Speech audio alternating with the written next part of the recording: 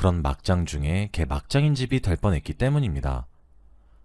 이제 제게는 남은 가족이 단 한 명도 없습니다. 가족들이 병으로 돌아가시거나 불의의 사고로 돌아가시거나 그런 경우가 아닙니다. 저는 제가 몇 년 전에 정말 커다란 상처를 받은 적이 있습니다. 그래서 저도 저희 가족과의 연을 끊고 연고도 없는 곳으로 이사를 왔어요. 지금도 자다가 벌떡벌떡 일어나곤 한답니다. 억울해서요. 죄책감과 죄악감 그리고 억울함까지 밀려들어 나쁜 생각을 하기도 했어요. 그럴 때마다 스스로에게 이러면 안 된다고 얼마나 다잡았는지 아무도 모를 거예요. 그렇게 억누르고 삭히면서 살아오니 이제 어느 정도 감정이 갈무리가 되고 있는데 요즘 새로운 고민이 하나 생겼습니다. 그 이야기를 하고 싶어서 이렇게 불렀어요. 이렇게 얘기를 하면 대체 무슨 일이 있었기에 온 가족과의 연을 끊나 싶으시죠? 지금부터 그 이야기를 한번 시작해 보도록 하겠습니다. 누군가에게는 지긋지긋하고 그럴지라도 끝까지 들어주셨으면 좋겠습니다. 저는 작년 1년이 넘는 시간 동안 만나고 있었던 남자친구가 있었고, 당시 제 나이는 30 초반으로 딱 결혼을 하기 적절한 나이였습니다. 지금은 헤어졌지만 편의상 남자친구라고 명하도록 하겠습니다. 제 남자친구는 키도 180cm가 훌쩍 넘는 아주 훤칠한 키를 가지고 있어요. 그리고 대학 시절 내내 인기 투표라는 족족 그 사람이 걸리곤 했었어요. 당연한 결과라면 결과였죠. 키도 컸고 얼굴도 무척이나 잘생겼었거든요. 게다가 성격까지 자상하고 성품 또한 다정했기 때문에 여러 여자아이들의 가슴속 첫사랑의 대상이 되곤 하였습니다. 저와는 대학교에 재학 중이던 시절에 만난 지인 사이였어요. 그냥 그렇게 친한 것도 아니지만 그렇다고 아예 얼굴까지 모르는 그런 사이는 아니었던 것이죠. 그냥 그 사람과 저 사이에 몇몇 공통된 지인들이 꽤 많아서 자연스럽게 알게 된 수준이었어요. 대학 시절에는 대면대면했고 오며 가며 인사 정도만 하는 사이였어요. 그러던 사이 저는 졸업을 하고 취업을 하게 되었죠. 아무 생각도 없었다고 봐야겠네요. 그런데 아니 웬걸. 대학을 졸업하고 취업에 성공했고 거기서 그치지 않고 이직을 하려고 노력했고 결국 원하는 회사에 들어가게 되었습니다. 그리고 그곳에서 그 사람을 다시 만났죠. 솔직히 익숙하지 않은 공간에서 예기치 않은 만남만큼 제일 재미가 있고 반가운 것이 어디 있겠어요? 저는 별로 친하지도 않았는데 그곳에서 만나니까 어찌나 반갑던지 한참 서로 놀래고 반가워하고 그랬어요. 남자친구와 저는 그렇게 알고만 있던 사이에서 서서히 친한 사이로 변할 수 있게 되었고 남자친구는 제게 고백을 해왔고 우리는 곧 연인이 되었습니다. 하지만 저도 남자친구도 사내 연애였기 때문에 엄청 조심스럽게 만났어요. 누군가 알게 될까봐 무섭기도 하고 두렵기도 해서 이게 또 구설수란 것이 만만치 않으니까요. 그렇게 저는 남자친구와 1년 이상의 시간 동안 서로를 사랑하며 보듬어주면서 그렇게 지냈어요. 그리고 사실 아무리 남녀 평등이라고 여러 사람들이 얘기를 하곤 하지만 그래도 아직 현대사회는 여자가 그런 소문에 휩싸이는 게 좀 더 좋지 않았다던 상황이었어요. 그래서 저는 특히 조심해서 만났습니다. 하지만 제가 조심해서 남자친구를 만난다면 남자친구는 저를 뭐랄까 은밀하게 만나는 기분이었어요. 뭔가 일부러 더 몰래 절 만나는 기분이었습니다. 마치 연애한다는 사실 자체를 퍼뜨리고 싶어 하지 않는 듯하다는 느낌을 폴폴 풍기는 것이 아니겠어요? 그래서 제겐 불안감이 찾아왔던 것 같아요. 어딜 가든 주위에서 사람들이 끊이지를 않고 인기도 많은 내 남자란 생각이 컸거든요. 그래도 뭐 아무렴 어떻겠냐, 좋은 게 좋은 거지 하는 생각도 만만치 않게 컸던 것 같아요. 나이 30이 넘어 질투를 하고 있니 많이 하면서 남자친구에게 매달리는 것도 애처럼 보일 것 같기도 했고 고작 그런 사소한 이유 때문에 남자친구와 헤어지기는 아쉬웠고 싫었거든요. 남자친구와 잘 통했고 잘 맞았기 때문이죠. 그만큼 남자친구는 저를 너무 많이 사랑해 주었습니다. 과분하다고 생각할 정도로 말이에요. 저와 비밀로 만나는 사이지만 회사 사람들이 애인이 있냐고 물어보면 항상 있다고 대답해 주었거든요.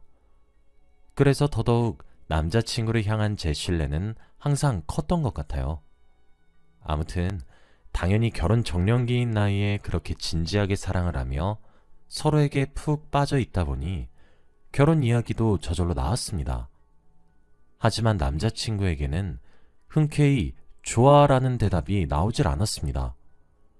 저는 의아했어요. 하지만 요즘 세상에는 비혼주의를 선언하는 사람들이 많잖아요.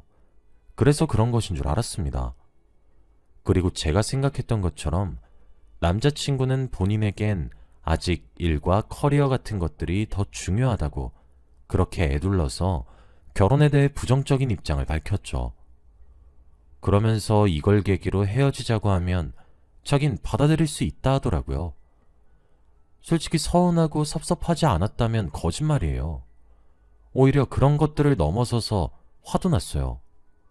이럴 거면 왜 미리 말을 하지 않았나 하는 마음에서요. 저희는 그렇게 시간을 가지기로 했어요. 솔직히 합의를 했다기보다는 일방적인 제 억지에 가깝긴 하죠. 저만 결혼을 원하고 있었으니까요. 그러던 어느 주말이었습니다. 저희 엄마에게는 쌍둥이 여동생이 하나 있어요. 그러니까 제게 이모가 되시는 분이신 거죠. 저희 엄마랑 이모는 결혼 시기는 서로 다르셨는데 아이는 비슷하게 낳으셨어요. 제가 태어나고 2년 정도 뒤에 사촌동생이 태어났거든요. 자매끼리 우애도 깊으셨기 때문에 사촌동생인 미나와 저도 정말 친자매처럼 컸어요. 하지만 서로 대학에 가고 직장 생활을 하고 그러면서 전과 같이 만나지 못했죠. 이모네와 저희가 사는 동네는 가까운 지역이었지만 사촌동생이 다른 지역에서 일을 해서 멀어졌거든요. 저는 소파에 앉아서 TV를 보고 있었는데 엄마가 제 곁으로 스르르 걸어왔어요. 그러면서 제게 말을 거셨죠. 예, 미나가 이번에 결혼을 한대. 아휴, 형님은 좋으시겠다. 우리 딸은 언제쯤 하려나? 하셨죠. 그러면서 제 앞에 휴대폰까지 함께 들고 와서는 제잘제잘 떠들기 시작하셨어요. 사촌동생이 고른 웨딩드레스도 어찌나 우아한지 모르겠다는 둥, 하루빨리 구경 가고 싶다는 둥, 잔소리를 빙자한 수다를 제 앞에서 떠는데 조금 부럽더라고요.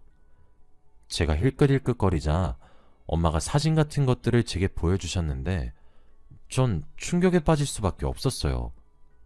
사진 속에는 제 친동생과도 같은 미나가 활짝 웃고 있었고 그 옆엔 예비 신랑이 서 있었어요.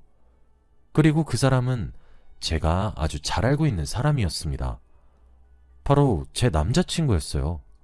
저는 엄마 손에서 휴대폰을 빼앗아 허겁지겁 이모가 보낸 사진들을 훑어봤습니다. 진짜 일로 보나 절로 보나 거꾸로 뒤집고 어디 매달아서 봐도 사촌동생 옆에 서 있는 예비 신랑은 제 남자친구가 확실해지기만 할 뿐이었죠. 저는 시간이 멈춘 것만 같았습니다.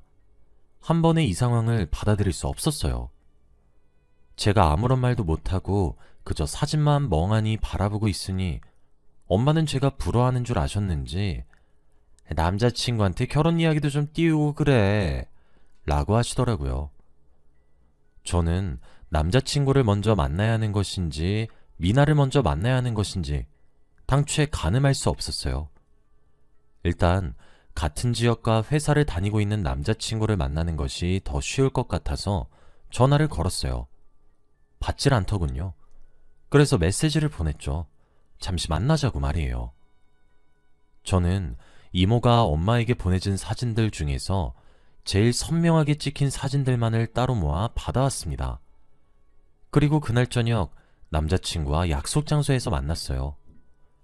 평소와 다름없이 친절하고 남자친구는 무슨 일이 있는 거냐는 둥 이야기를 먼저 하기 시작했어요. 제가 늘 들었던 자상한 분위기에 부드럽고 낮은 목소리로 말이에요. 저는 한참을 가만히 미동도 없이 듣고만 앉아 있었습니다. 제 분위기가 심상치 않았던 것인지 남자친구도 자세를 고쳐 앉더군요. 전 남자친구의 얼굴을 빤히 바라만 보다가 아무런 말도 없이 제 휴대폰을 열었고 엄마 휴대폰에서 받은 사진을 한 장 화면에 띄어 테이블 위에 조용히 내려놨습니다. 처음엔 갸웃거리며 무엇이길래 뜸을 들이냐며 재촉하던 남자친구의 표정은 삽시간에 하얗게 질렸다 파랗게 질렸다를 반복하며 창백해져 가더군요. 저는 설명을 요구했습니다. 남자친구는 제게 어떠한 설명도 하지 않았고 그저 미안하다고만 하더군요. 이런 사람을 그동안 믿고 따랐다니. 진정으로 제 눈이 고장난 건가 싶었습니다. 전 불같이 화가 날 줄 알았고 그래서 집안 꼴을 개꼴처럼 해놓지 않을까 기대를 했었는데 차분해지더군요. 남자친구는 제게 무릎을 털썩 꿇고 빌었어요. 미안하다고. 자신의 죄를 용서하지 말라면서요. 그리고 제발 미나에게 사실을 이야기하지 말아달라고 하며 흐느끼며 죄를 구하더군요. 제게는 눈물 한 자락 보인 적 없었는데 진짜 기가 막힐 노릇이었습니다. 저는 물었습니다. 1년에 가까운 시간을 나와 만나면서 연애를 했던 것은 뭐였느냐고. 나한테 대체 왜 그런 것이냐고 말이에요. 그랬더니 사촌동생은 타지에 있어서 장거리로 연애를 했기 때문에 외로워서 만난 거였다고. 자신이 죽을 죄를 지었다고 하더군요. 너무 화가 나서 눈물도 나지 않았습니다. 저는 그래도 제가 어느 정도 그 사람한테 의미가 크게 있는 사람일 거라고 생각했어요. 하지만 저는 정말 아무런 가치도 없었던 사람이었고 사촌동생과 하게 된 장거리 연애에 몸이 외로워서 양다리를 걸쳤던 거였습니다. 저는 그렇게 제게 울고불며 매달리는 그놈을 어떻게든 떼어냈고 미나네 집을 찾아갔어요. 다행히 주말이라 그런지 미나도 혼자 본가에 내려와 있었다고 하더라고요. 당장 조금 뒤에 닥칠 미래도 모르고 마냥 해맑게 맞이하는 이모와 사촌동생의 모습을 보니 한숨이 절로 나왔고 눈물도 절로 나왔습니다. 제가 다짜고짜 눈물을 뚝뚝 흘리고 앉아있으니 이모랑 사촌동생이 당황했는지 우왕좌왕하더군요. 저는 더 이상 미룰 수 없다고 판단했고 그간 있었던 제 이야기를 아주 조금씩 천천히 그러나 정확하게 이야기를 꺼내기 시작했습니다. 그랬더니 두 모녀의 얼굴은 걱정에서 경악에 서린 표정으로 바뀌는데 아주 짧은 시간이 걸렸죠. 두 사람은 처음에 믿지 않았습니다. 제가 아주 짓궂은 장난을 치는 것으로 여기더군요. 하지만 제게는 그놈과 제 관계를 뒷받침해줄 수 있는 증거자료도 많았습니다. 남자친구였던 그 사람과 아무것도 몰랐던 제가 나눴던 사랑이 가득한 메시지들과 함께 찍은 사진들까지 사촌동생에게 모조리 보여주었습니다. 사촌동생은 예상대로 엄청 커다란 충격을 받게 된 것 같았어요. 이렇게까지 잔인한 방법밖에 없나 싶기도 했지만 당장 코앞이 동생의 결혼식이었기 때문에 제게는 불가피한 경우가 되어버린 것이죠. 사촌동생은 단말마에 신음소리만 내뱉고 휘청거리더니 이내 바닥에 쓰러졌습니다. 저랑 이모는 혼비백산해서 119를 부르고 응급실에 데려갔어요. 제가 있어서 그런지 저희 엄마도 연락을 받으셨더라고요. 거기서 악몽은 끝나지 않았습니다. 사촌동생은 쓰러질 때 자신의 아랫배를 움켜쥐고 있었어요. 의사 선생님의 말씀으로는 임신 초기였을 것이라 하시더라고요. 임신 초기에는 몸가짐조차 무리하면 안 되고 스트레스도 당연히 안 되는 거라고 단단히 경고하셨죠.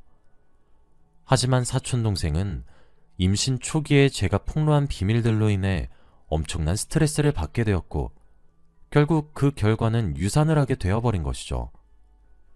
하지만 한 달도 채 남지 않은 결혼식을 파토내기엔 제가 너무 급했던 것은 아닌지 생각하게 되더라고요.